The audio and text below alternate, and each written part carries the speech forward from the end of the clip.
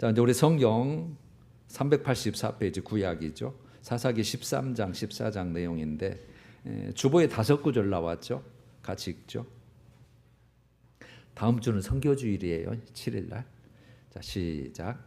이스라엘 자손이 다시 여호와의 목전에 악을 행하였으므로 여호와께서 그들을 40년 동안 블레셋 사람의 손에 넘겨주시니라.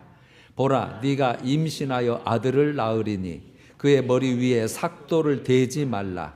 이 아이는 태에서 나옴으로부터 그가 죽는 날까지 하나님께 바쳐진 나실인이 됨이라. 여호와의 사자가 이르되 내가 여인에게 말한 것들을 다 삼가서 이 아이에게 명령한 것을 다 지킬 것이니라 하니라. 삼손이 딥나에 내려가서 거기서 블레셋 사람의 딸들 중에서 한 여자를 보고 삼손이 그의 아버지에게 이르되 내가 그 여자를 좋아하오니 나를 위하여 그 여자를 데려오소서 하니라. 아멘.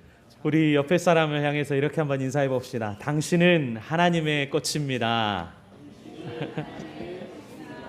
당신은 하나님의 기쁨입니다. 마지막입니다. 당신은 하나님의 선물입니다. 아멘. 아멘. 여러분이 정말 하나님이 가장 기뻐하시고 예뻐하시는 하나님의 꽃들입니다. 참 꽃은 어린 아이든 나이가 들든 그냥 보면 마음이 참 좋아요. 그래서 참 많은 선물들이 우리의 마음을 기쁘게도 하지만 참 이 꽃이라는 것은 참 특별한 것 같아요. 여러분, 우리 하나된 교회 여러분 모두가 하나님의 꽃들인 줄 믿습니다.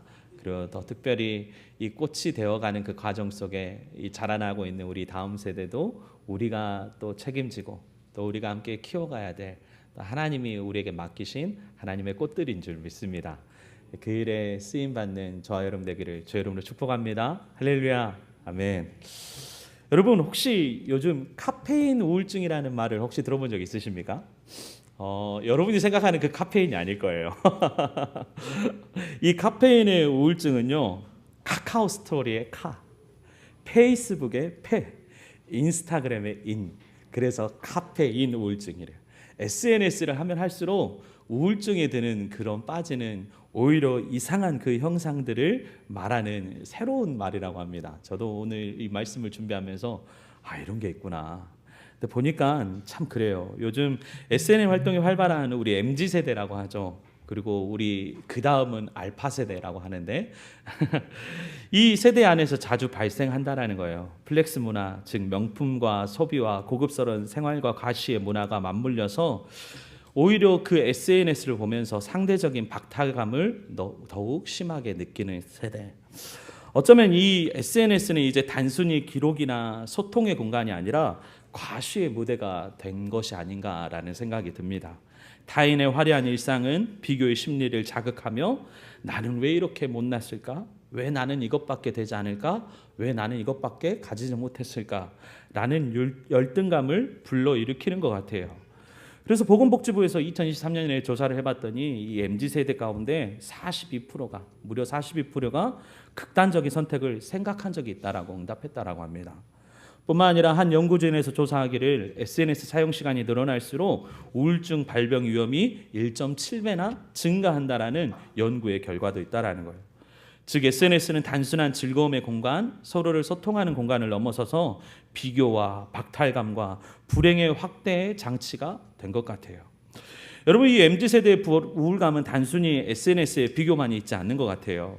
우리 보건복지부에서 조사를 해보니까 청년 자살 시도자의 44.8%가 경제적인 어려움을 이유로 응답했다고 합니다. 그래서 이 청년들 안에 노력해도 소용없다라는 체념이 확산되었고 학벌과 스펙을 갖추어도 취업의 문턱은 더욱더 높아졌던 것 같습니다. 더 충격적인 것은 경제의 수준이 높으면 높을수록 오히려 자살 위험이 높아지는 역설적인 현상도 일어난다고 합니다. 더 가진 자의 불안 때문이겠죠. 여러분, 그래서 SNS에는 이런 강박이 있다고 합니다. 행복한 척해야 하는 강박. 나는 행복해. 나는 부유해. 나는 이렇게 많은 걸 누리고 있어. 그런 그 강박이 겉으로는 웃고 행복해 보이지만 실제적인 내면은 우울감과 공허함에 사로잡혀 있진 않은지 생각해 보게 됩니다. 좋아요와 댓글 수에 집착하고 반응이 없으면 불안해지는 현상은 전형적인 카페인 우울증 증상의 하나라는 거예요. 여러분, 우리가 페이스북의 탄생의 비화를 여러분 혹시 영화를 통해서 보신 분이 있을 것입니다. 여러분, SNS 문화의 본질을 잘 보여주는 사례가 이 페이스북의 이 탄생 비하인드인데요. 2003년도에 마크 저커버가 하버드 대학교 2학년 시절에 페이스매시라는 웹사이트를 하나를 만들게 됩니다. 내용은 이렇습니다. 이 하버드 대학교에 다니는 이 학생들의 사진을 좀 무담으로 이렇게 좀 다운로드를 받아가지고 이들 중에서 누가 더 매력적인가를 투표하는 이 사이트를 만들었다라는 거예요.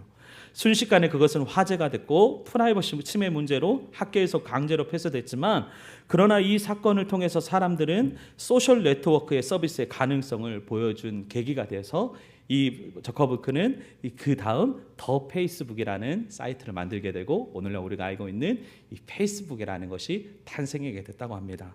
즉 페이스북의 시작은 누가 더 매력적인가라는 비교와 경쟁이었습니다. 오늘날 SNS도 이와 다르지 않는 것 같습니다. 누가 더 매력적인 삶을 살고 있는가라는 무대가 되어 외적인 과시와 경쟁의 장으로 변질되어 있는 것 같아요. 여러분, 현실은 전부가 아니라는 것을 우리가 다시 한번 이 SNS 현상을 통해서 깨닫게 되는 것입니다. 우리가 오늘 이 말씀을 통해서 깨닫는 결론은 첫 번째, SNS는 현실의 전부가 아니다. 우리가 보는 그 눈이 전부가 아니라는 것입니다. 우리가 바라보는 그 세상의 관점, 시각의 관점이 전부가 아닐 수 있다라는 것입니다. 여러분, 우리는 비교의 눈이 아니라 말씀을 듣는 귀로 살아가야 되는 줄 믿습니다.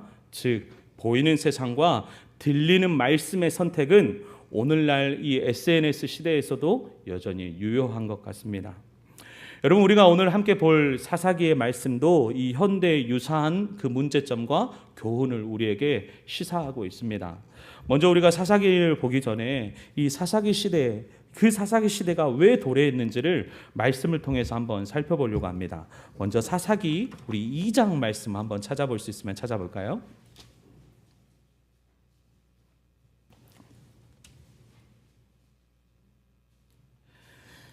여러분, 사사기 2장 7절 말씀입니다. 찾으셨으면 우리 한 목소리로 함께 읽어볼까요? 시작.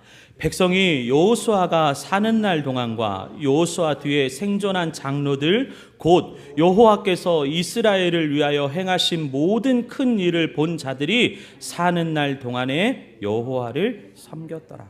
여러분, 요약하면 여호수아와 함께 하나님의 일을 본 자들은 여호와를 섬겼다라는 것입니다. 하나님의 일, 구원의 역사죠. 하나님 애굽 땅에서 가나안 땅에 이르기까지 어떠한 방식으로 하나님이 그들을 인도해 내셨는가, 하나님의 일을 믿음의 눈으로 바라본 자는 여호와 하나님을 따랐다라는 거예요. 그러나 반대로 2장 10절입니다. 우리 10절 말씀 함께 읽어볼까요? 시작.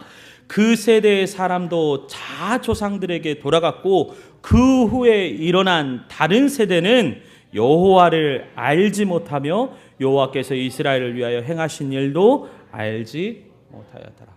그래도 문제는 그 다음 세대예요. 그러니까 여호수아와 그를 따랐던 장로와 그들을 따랐던 그 백성들은 하나님이 행하셨던 그 일들을 직접적으로 경험하고 체험했어요. 그래서 말씀 속에만 임하셨던 그 하나님이 실제로 내 삶 가운데서 임하시고 역사하신다는 사실을 눈으로 묵도한 것입니다. 바라보게 된 거예요. 그래서 그 하나님을 믿었고 끝까지 신뢰했고 섬겼다라는 것입니다. 아, 하나님이 인도하시는 그 인생 가운데는 실패가 없구나. 하나님이 인도하시는 인생 가운데는 비록 광야와 같은 인생이라 할지라도 하나님이 구름기둥과 불기둥으로 만나와 메추라기로 하나님 우리를 지키시고 보호하시구나. 그런데 문제는 그 다음 세대예요. 그들은 여호와를 알지 못했고 그 이스라엘을 위하여 행하신 일도 알지 못하였더라. 무엇이 그래? 뭐가 그래? 우리 부모님이 노력해서, 우리 부모님이 열심히 살아서, 우리 부모님이 정말로 헌신을 다해서 지금 우리가 이런 결과를 누리고 있는 거지 하나님이 뭘 우리에게 해줬어? 라고 말하는 우리의 모습과 다를 바가 없었다라는 거예요. 그래서 이스라엘 자손이 여호와의 목전에서 11절에 보니까 악을 행하기 시작했습니다. 여호와를 버리고 다른 신을 섬기고 다른 신을 따랐고 아스다롯을 섬기기 시작했습니다. 그래서 14절을 보니까 여호와께서 이스라엘에게 진노하사 노력하는 자의 손에 넘겨주고 노략을 당하게 하고 대적의 손에 팔아넘기셨다라고 말씀하시는 거예요. 그래서 16절에 보니까 이렇게 적혀 있어요. 우리 함께 읽어볼까요? 시작. 여호와께서 사사들을 세우사 노략자의 손에서 그들을 구원하게 하셨다. 그래서 하나님은 사사들을 세우셨대요. 그런데 우리가 성경을 읽어보면 사사들은 완벽하지 않았습니다. 부족함 투성이었고 미흡한 것 투성이었습니다. 그러나 하나님은 그 사사들의 연약함을 통해서도 이스라엘을 향한 구원의 역사를 멈추시지 않으셨다라는 사실이에요. 여러분, 하나님은 남겨진 이방 민족을 통해서 이스라엘을 시험하셨고 여호와의 도를 지켜 행하는지를 지켜보시기를 원하였습니다. 그래서 사사기 2장 20절과 22절에 보니까 이방 민족들을 쫓아내지 아니하리니 22절입니다. 이는 이스라엘이 그들의 조상들이 지킨 것 같이 나 여호와의 도를 지켜 행하나 아니하나 그들을 시험하려 하려. 여러분, 그러나 그들은 세상의 것은 눈으로 보면서도 정작 하늘을 바라볼 수 있는 믿음의 눈은 갖지 못했습니다. 여러분, 믿음은 하나님, 보이지 않는 하나님을 바라보는 것입니다. 말씀을 통해 약속하신 하나님을 바라볼 때 우리의 믿음은 흔들리지 않을 줄 믿습니다. 그러나 믿음의 문제는요, 늘 하나님을 바라보지 않고 세상의 눈으로만 삶을 바라보고 판단하기 시작할 때인 것 같습니다. 여러분, 하나님을 보지 못하면 세상만 바라보게 되고 결국 믿음을 잃게 되는 것입니다. 여러분, 라오디게아 교회도 마찬가지이지 않습니까? 요한계시록 3장에 보면 라오디게아 교회에게 그들은 부자라, 부족함이 없다라고 자신들을 평가하고 자신들을 자랑합니다. 그런데 실상은 성경은 그들을 기록하기를 곤고한 자, 가련한 자, 가난할 뿐만 아니라 눈이 멀어 자신들의 실제는 벌거벗은 자 같음을 보지 못한 자, 실제로는 가난하고 눈먼 자였던 것입니다. 하나님은 그들에게 안약을 사서 눈에 발라보게 하라고 말씀하셨습니다. 이는 그들의 실상은 믿음의 눈을 뜨지 못한 채 영적 맹인과 같은 인생을 살고 있다라는 것입니다. 즉, 믿는 자라고 말하면서도 실상은 말씀을 깨닫지도 실제 하나님이 평가하시는 삶의 모습조차도 보지 못한 상태였던 것입니다. 여러분, 사사시대 그 후손들은 정말로 하나님을 보지도 못하고 알지도 못했을까요? 여러분, 성경을 보면 그렇지 않아요. 하나님은 끊임없이 그 후손들에게 하나님의 일하심과 역사를 기억하고 규례를 지켜 행하게 하셨습니다.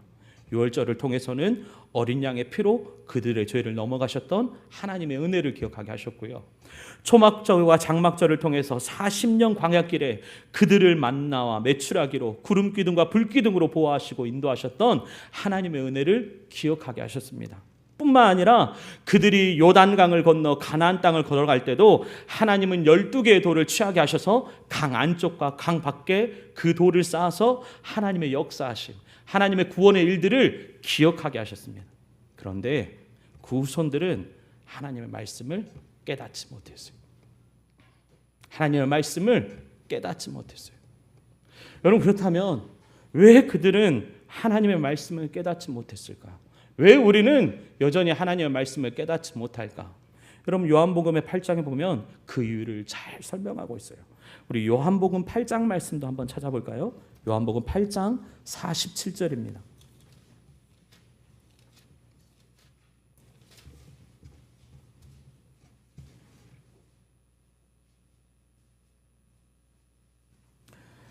여러분, 45절부터 46, 47절 말씀 우리 찾았으면 함께 읽어봅시다. 신약 말씀 160페이지 요한복음 8장 45절에서 47절입니다. 함께 읽읍시다. 시작.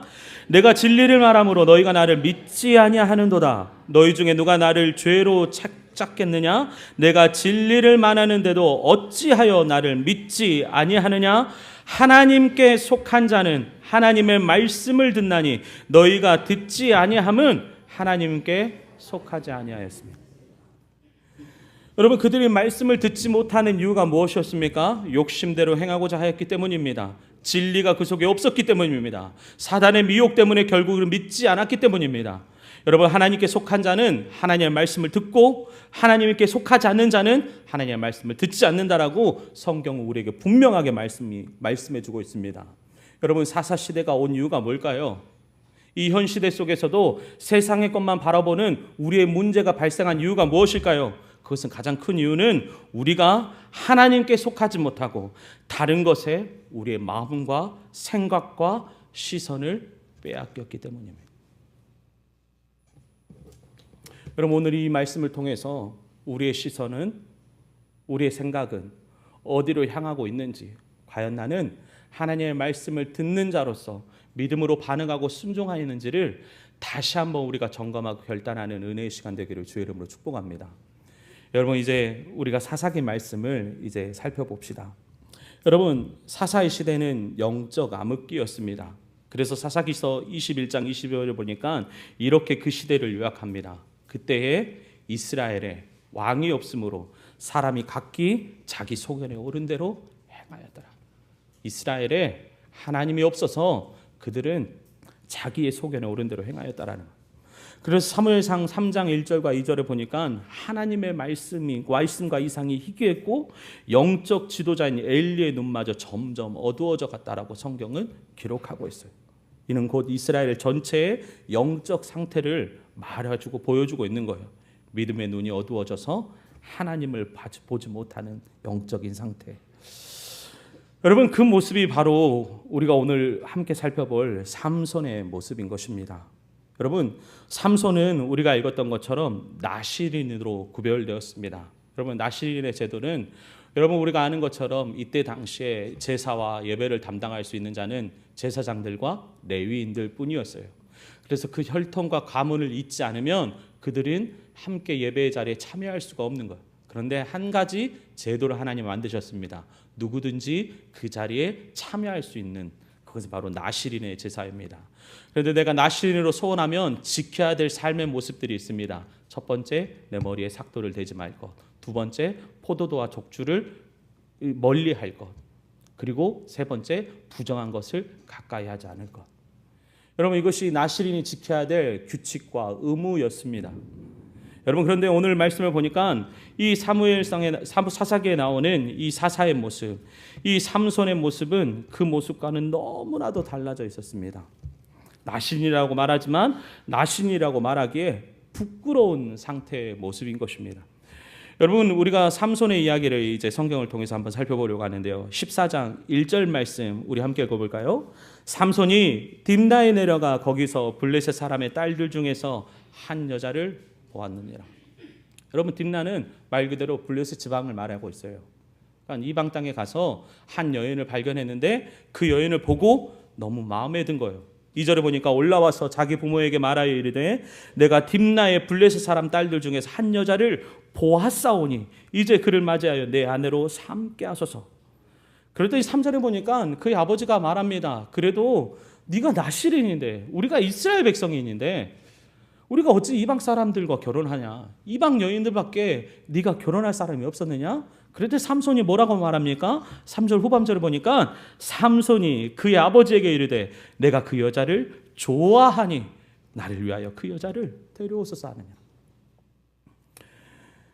여러분, 이 삼손은 자신이 좋아 보이는 것을 아내로 삼기로 결정했다는 것입니다. 내가 보기에 좋아 보이는 여인이라면 내가 그 여인의 아내로 취하겠다라는 것입니다.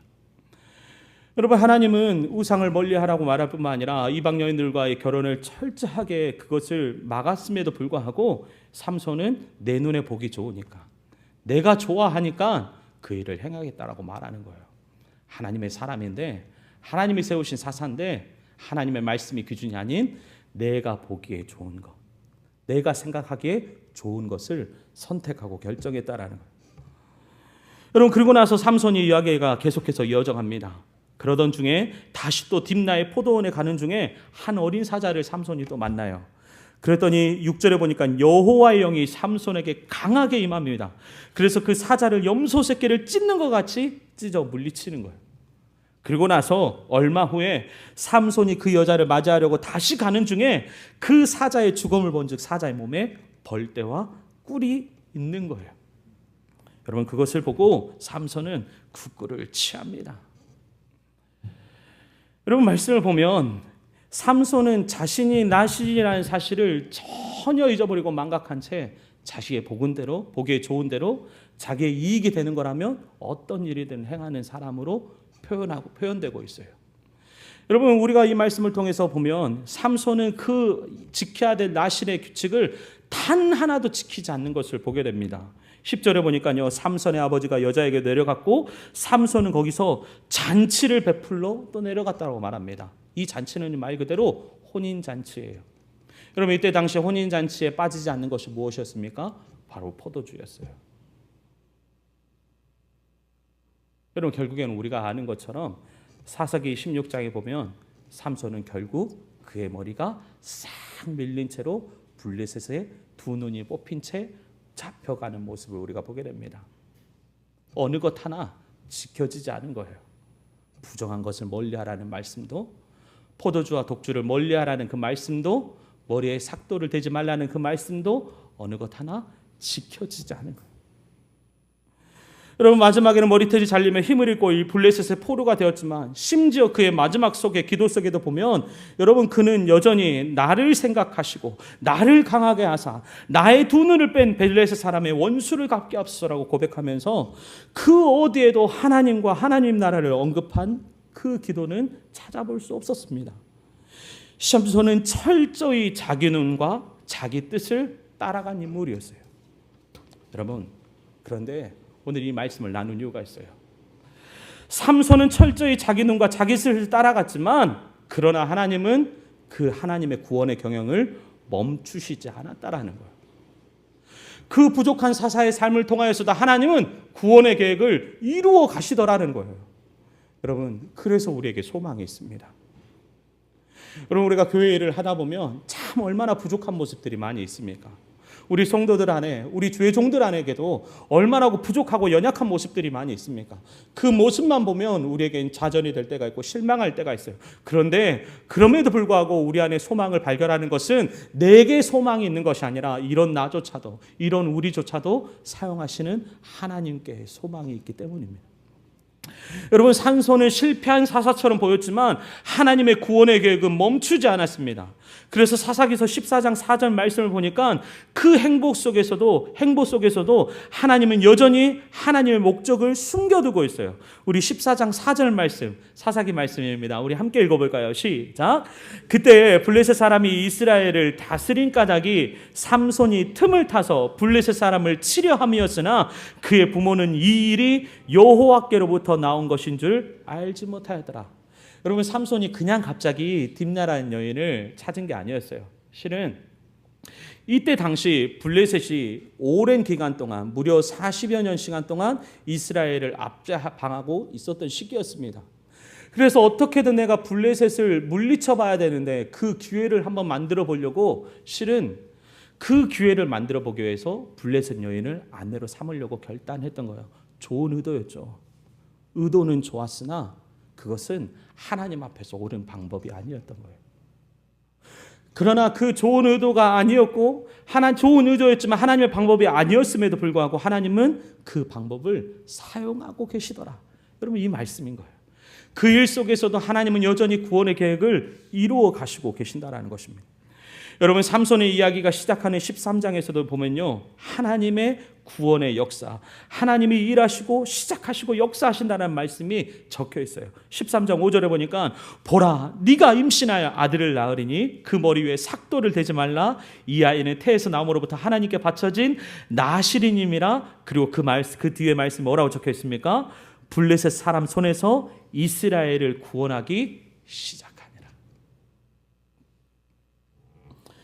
여러분 삼손의 이야기가 진행될 때 하나님은 분명하게 그를 통해서 일하실 하나님의 목적을 말씀하고 있는 것입니다. 그것은 부족한 사사라 할지라도 그를 통해 나의 구원의 역사를 시작하겠노라. 그러나 삼손은 처절할 만큼 실패하였습니다. 그런데 성경은 그 실패 뒤에 다시 이렇게 기록합니다. 그의 머리털이 밀린 후에 다시 자라기 시작하니라. 여러분 삼손은 하나님 앞에 철저하게 그 삶 가운데서 자신의 보기에 좋은 대로 자신이 좋아하는 대로 행동했고 결단했고 그 결과는 블레셋의 머리를 다 밀린 채 포로로 잡혀간 그 상황이 벌어지게 된 것입니다. 그런데 성경은 기록하기를 그 머리털이 다 밀린 후에 다시 자라나기 시작하니라. 여러분, 머리털 자라나는 게 무슨 큰 일이라고 성경이 기록했을까요? 여러분, 이것은 그냥 단순히 머리털이 자라나는 게 아니에요. 여러분, 우리가 아는 것처럼 삼손의 그 권능이 어디서 나왔다라고 삼손은 착각했습니까? 자신의 긴 머리털, 이 머리카락이 자신이 가지고 있는 힘의 근원이라고 생각했지만, 여러분, 우리가 성경을 통해서 아는 것처럼 삼손의 힘의 근원은 무엇이었습니까? 하나님의 영이 임할 때였어요. 근데 그 삼손이 하나님을 모르니까 이 머리털이 자신의 힘의 근원이라고 착각했던 거예요. 근데 성경은 그 삼손의 실패 뒤에 다시 기록합니다. 그의 머리가 다시 자라나기 시작하니라. 그 실패 속에서도 여전히 하나님의 구원의 계획은 멈추지 않고 이루어 가시더라. 여러분, 성경은 그 말씀을 우리에게 전하고 있는 것입니다. 여러분, 오늘은 우리가 이렇게 삼손이라는 사사의 모습을 살펴봤습니다. 하나님 앞에 큰 능력을 받았던 그 삼손. 오늘 우리 집사님이 기도했던 것처럼 하나님은 극상품의 포도나무로 우리를 심었지만 그의 맺은 열매는 들포도와 같은 들포도의 열매뿐인 삶. 하나님께서 어쩌면 사사 중에 가장 큰 힘과 가장 큰 능력을 주신 이가 삼손 아니었습니까? 그 태에서부터 하나님께서 그를 사용하실 것이라는, 나신으로 쓰실 것이라는 그 축복을 받았던 삼손. 그 어느 누구보다 강한 힘과 능력을 받았던 삼손. 그럼에도 불구하고 그는 하나님 앞에 귀한 모습, 순종의 모습은 어디에도 찾아볼 수 없는 거예요. 그러던 차에 사사기 시대가 지나가고 우리가 아는 것처럼 사무엘상을 우리가 읽으면서 누가 등장합니까? 바로 사무엘이라는 한 선지자가 등장합니다. 네, 참 아이러니하게도요, 이 사무엘도 삼손과 같이 이 나시린으로 하나님께 올려지는 귀한 인물이에요. 여러분, 오늘은 이 사무엘을 통하여서 우리는 어떻게 하나님 앞에 믿음으로 반응하고 순종해야 될지를 한번 살펴보고 도전을 얻었으면 좋겠어요. 여러분, 이제 사무엘상으로 한번 넘어가 봅시다. 여러분, 우리가 잘 아는 것처럼 사무엘은 한나라는 어머니를 통하여서 하나님 앞에 서원의 기도를 드렸고 얻어진 귀한 아들이었습니다. 그래서 이 한나는 이 자녀가 없는 중에 하나님께서 이 아들을 주신다면 내가 이를 나시린으로 하나님께 올려드리겠다라고 결단해요. 그래서 젖을 떼자마자 하나님 앞에 올려지는 귀하게 하나님 앞에 쓰임받는 종으로서 그는 쓰임받게 됩니다. 여러분, 그래서 사무엘상 3장을 보게 되니까 3장 1절에 이런 말씀이 있어요. 아이 사무엘이 엘리 앞에서 여호와를 섬길 때에는 여호와의 말씀이 희귀하여 이상이 흔히 보이지 않았더라. 여전히 사무엘이라는 선지자가 나옴에도 불구하고 사사기의 그 암흑시대, 하나님의 말씀을 보지 못하고 각자 자기의 소견에 옳은 대로, 내 눈에 보기에 좋으면 좋은 대로, 내게 삶에 있어서 유익이 되면 유익이 되는 대로 각자의 소견에 옳은 대로 행했던 삶이 계속해서 이어지고 있는 상태.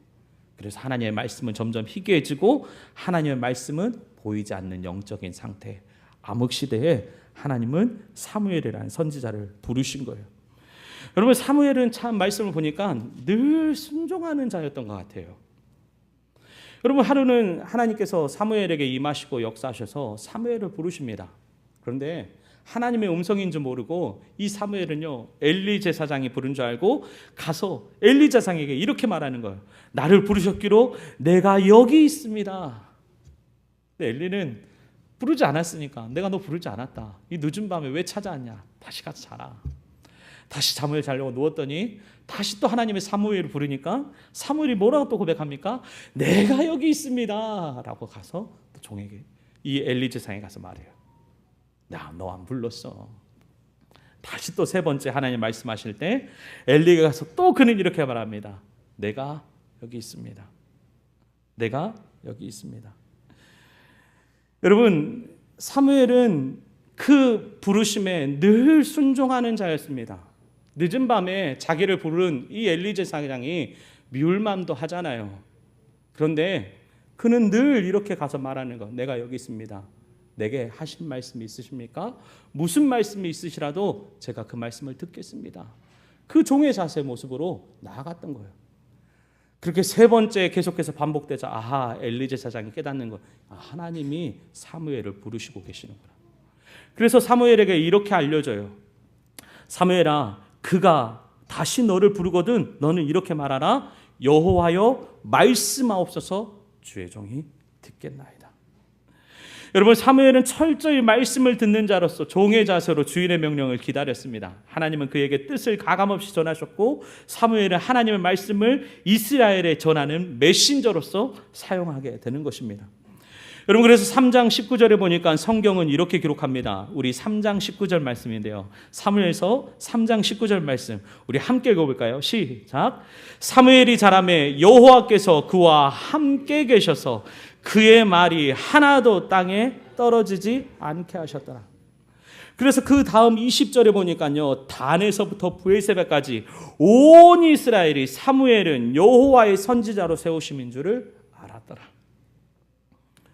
여러분, 사무엘은 말씀을 듣고 전하는 자로 세움 받은 것입니다. 여러분, 오늘 이 말씀을 통해서 삼손은 부족한 사람이었고 사무엘은 순종한 사람이었지만 이 모두 하나님의 쓰시는 도구였습니다.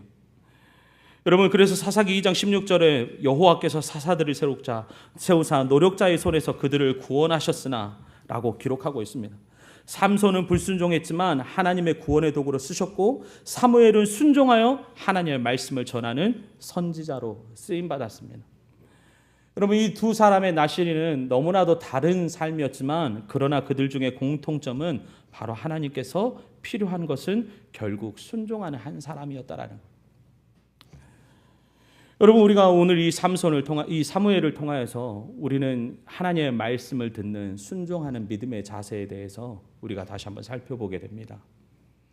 여러분, 저는 참 이 사무엘상을 읽으면서 이 사무엘 선지자의 그 하나님 앞에 믿음으로 반응하는 그 믿음의 모습이 참 귀감이 됐어요. 내가 여기 있나이다. 하나님이 나를 찾으실 때 늘 사무엘은 주님, 내가 여기 있습니다 라고 응답하고 대답하는 자였다라는 거예요. 여러분, 이 말씀을 묵상하면서 참 저는 기도하게 됐습니다.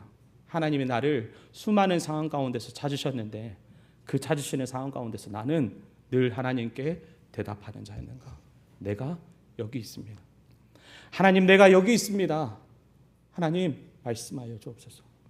주의 종이 여기 있습니다. 주님, 말씀하여 주옵소서. 주의 종이 듣겠습니다. 여러분, 오늘도 이 시간 하나님은 우리를 말씀의 자리, 기도의 자리로 우리를 부르시고 인도하셨습니다. 여러분, 우리의 모습 속에, 우리의 믿음의 삶 속에 우리는 어떠한 모습으로 하나님께 믿음으로 반응하고 있는지, 하나님은 매일매일 우리를 쓰시고 사용하시려고 우리를 애타게 찾으시지만 그 찾는 자리에 나는 늘 그 자리에 있었는지를 뒤돌아보게 하는 거예요. 생각해 보니까 제가 참 많이 없었더라고요. 하나님이 애타게 찾으시는 그 자리에 제가 없을 때가 참 많았더라고요. 두 번째, 사무엘의 선지자의 모습을 통해서 다시 한번 또 고민하고 또 묵상하게 되는 것은 그는 하나님이 말씀하신다면 그 어떤 말씀이든지 순종하는 자였다라는 거예요. 그래서 성경은 사무엘을 기록하기를, 사무엘을 평가하기를 여호와께서 그와 함께 하셨다라는 거예요. 여러분, 우리 하나된 교회가 하나님이 함께 하시는 교회가 되기를 주의 이름으로 축복합니다. 우리 하나된 교회 모든 성도들이 하나님이 늘 함께 하시는 주의 성도들이 되기를 주의 이름으로 축복합니다. 그런데 하나님이 함께 하시는 그 인생에는요, 공통점이 있어요. 그것은 바로 그의 입술을 통해서 하나님의 말씀이 단 하나도 떨어뜨리지 않고 하나님이 그를 사용하시더라는 거예요. 여러분, 철저히 사무엘은 하나님이 쓰시는 메신저의 역할을 했습니다. 그의 말은 사무엘의 말이 아니에요. 사무엘의 뜻이 아닙니다. 사무엘은 늘 하나님의 말씀을 듣는 자였고 그 말씀을 전하고 가르치는 자였습니다. 그래서 성경이 말하는 그의 말은 사무엘의 말이 아니고 사무엘의 일을 통하여서 말씀하시는 하나님의 말씀이었습니다. 하나님 앞에 그 말씀을 믿음으로 순종하고 반응했던 그 한 사람을 통해서 하나님은 그 말씀이 하나도 떨어뜨리지 아니하고 이스라엘을 일으키고 계시는 것입니다. 그래서 온 이스라엘 사람들이 사무엘을 인정하기 시작했어요. 다른 사람은 다 몰라도 저 선지자, 저 사무엘은 진짜 하나님이 세우신 하나님의 사람이야. 진짜 하나님의 사람이야. 그래서 그 말씀이 희미해지고 그 말씀이 희귀해지고 엘리 제사장의 눈이 어두워져서 희미해져서 하나님의 말씀이 희미해져가는 그 시대 속에서 하나님은 딱 한 사람이면 충분하다고 말씀하신 것입니다. 사무엘과 같이 하나님의 말씀을 들을 수 있는 그 한 사람. 그래서 4장 1절에 보니까 성경이 이렇게 기록하는데 우리 사무엘상 4장 1절입니다. 함께 읽어볼까요? 시작. 사무엘의 말이 온 이스라엘에 전파되니라. 여러분 이게 사무엘의 말이 아니고요. 사무엘의 입술을 통해서 하나님의 말씀이 온 이스라엘 가운데 전파된 거예요. 여러분 그 영적인 긴 암흑기, 여러분 성경의 역사하는 역사학자들이 이 사사기의 시대를 300년에서 350년으로 잡고 있습니다. 어마어마한 기간이죠. 오랜 기간이죠. 그 기간 동안, 그 암흑의 시간 동안 이스라엘 백성들은 점점 피폐해져 갔고 세상의 기준과 가치에 자신의 삶을 평가하기 시작했고 오늘날 이 시대를 살아가는 SNS를 통하여서 자신의 가치를 판단하는 우리의 모습과 다를 바 없는 인생을 살고 있었던 거예요. 그런데 하나님은 딱 한 사람이었습니다. 하나님의 말씀을 듣는 딱 한 사람. 그 한 사람을 통해서 하나님은 온 이스라엘을 깨우치고 계시는 거예요. 여러분 오늘 설교의 말씀의 주제가 무엇이었습니까? 믿음의 눈과 귀를 여는 삶. 여러분 하나님은 오늘 이 시간 이 시대를 살아가는 삶 속에서 믿음의 눈과 귀를 열어서 하나님의 말씀을 듣는 딱 한 사람을 통해서 이 교회를 세워가시고 이 한국교회를 세워가시고 주님의 나라를 세워가실 줄 믿습니다. 여러분 하나님이 필요하다고 말한 사람은 딱 한 사람이었어요. 하나님의 말씀을 듣는 한 사람. 여러분 이 말씀을 묵상하면서 하나님 제가 그 한 사람 되고 싶습니다. 하나님 그 한 사람이 우리 교회 안에서 세워지게 하시고 그 한 영혼을 통하여서 아버지 잠들어 있는 이 교회가 다시 한번 깨어나게 하시고 이 한 사람을 통하여서 세상에서 수많은 질타와 수많은 비판을 받고 있는 이 한국교회를 다시 한번 살려주옵시고 이 한 사람 한 영혼을 통하여서 다시 한번 주님의 나라가 온 세상 가운데 전파되고 선포되는 그 일에 주님 쓰임받는 한 영혼 아버지 세워주옵소서. 여러분 말씀 마무리합니다. 여러분 우리가 그 한 사람 되기를 주의 이름으로 축복합니다. 저와 여러분이 그 한 사람 되기를 주의 이름으로 축복합니다. 삼손과 같이 보이는 것에만 세상에 현혹되어져서 우리가 무엇을 바라봐야 될지 우리가 무엇을 의지해야 될지 알지 못하고 깨닫지 못하는 인생이 아니라 하나님 말씀하실 때 주님 내가 여기 있습니다라고 말할 수 있는 한 사람. 하나님 부르실 때 언제든지 그 자리에 있어서 주님 내가 여기 있습니다라고 말할 수 있는 그 한 사람. 그리고 사무엘과 같이 주님 주의 종이 듣겠습니다. 주님이 말씀하신다면 그 말씀이 무엇이든지 내가 듣겠습니다. 주님 말씀대로 일하시고 역사하여 주옵소서라고 결단하고 고백하는 저와 여러분 되길 주의 이름으로 축복합니다. 여러분 말씀 마무리합니다. 여러분 비록 작은 교회라 할지라도 그 하나님은 그 한 사람을 통해서 이 교회를 세워가실 줄 믿습니다. 그 일에 쓰임받고자 오늘 이 시간 여러 가지 우리가 할 수 있는 최선을 다하고 여러 가지 상황과 환경에서 우리가 마땅히 드려야 될 순종과 헌신을 드리는 줄 믿습니다. 오늘 참 우리가 섬김 주일로 우리가 또 예배를 드립니다. 이따 이후에 또 각자의 모임 가운데서 서로를 또 위로하고 격려할 텐데 그 수많은 모임의 무리 가운데 여러분들이 그 한 사람 되셔서 우리 하나님 교회를 세워가고 하나님께 귀하게 쓰임받아 하나님의 뜻대로 하나님의 말씀하신 대로 하나님의 부르신 목적대로 귀하게 사용되어지는 저와 여러분 되기를 주의 이름으로 축복합니다. 여러분 이 시간 우리 함께 찬양합시다. 찬송가 284장입니다. 찬송가 284장 오랫동안 모든 죄 우리 함께 찬양합시다.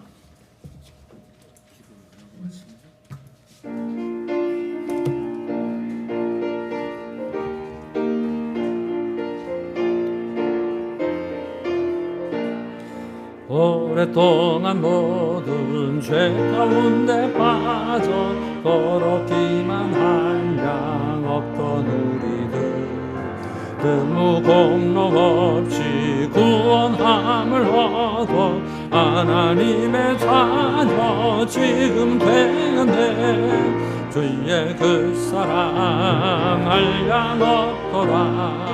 찬송할지어다 예수의 공로. 주의 그 사랑 알량 없도다. 찬송할지어다